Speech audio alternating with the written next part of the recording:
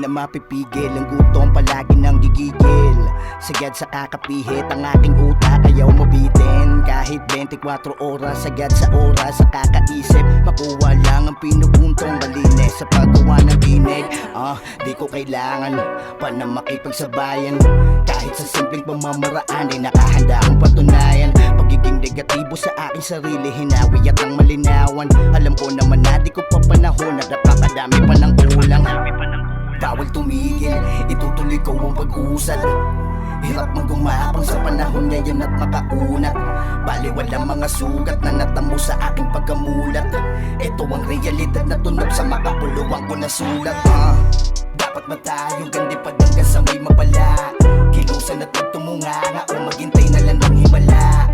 Baliwalain na lahat ng umarang at humihila pababa.